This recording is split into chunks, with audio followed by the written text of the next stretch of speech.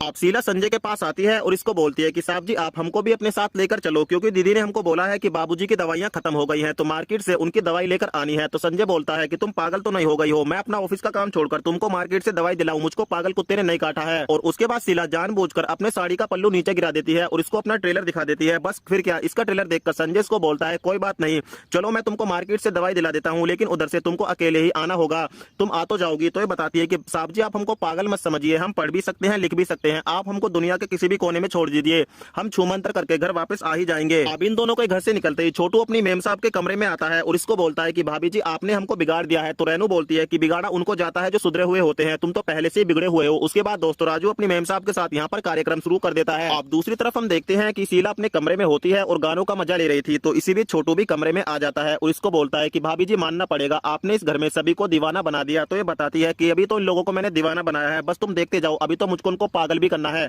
अभी ये अपने पति को बोलती है कि तुम एक बात बताओ, तुम अपनी बीवी को किसी दूसरे के साथ देखते हो, तुमको बुरा नहीं लगता? तो जगदीश बोलता है कि क्या है शीला डार्लिंग, कुछ पाने के लिए कुछ खोना भी पड़ता है। आप शीला बोलती है लेकिन इस सब का क्रेडिट सिर्फ छोटू को जाता है, क्योंकि छोटू की वजह से ही हम तीनों यहाँ पर हैं। लेकिन छोटू तुमको रेनू से थोड़ा सावधान रहना होगा, क्योंकि रेनू काफी तेज औरत है, उसको किसी भी तरह का शक नहीं होना चाहिए कि हम दोनों का देवर भाभी का कोई भी रिश्ता नहीं है, हम तीनों तो सिर्फ यहाँ पर माल सफा करने के लिए आए हैं। आप छोटू बोलता है लेकिन भाभी हम इस घर में माल कब सफा करेंगे? तो शीला बोलती है कि तुम टेंशन मत लो, जैसे ही सबके नाड़े ढीले होंगे वैसे ही हम तीनों इस घर से 9 2 11 हो जाएंगे। लेकिन इन तीनों को ये पता नहीं है कि इनकी सारी बातें यहाँ पर रेनू ने सुन ली है। और दोस्तों कहानी का जो एपिसोड नंबर 3 है वो यहीं पर समाप्त हो जाता है।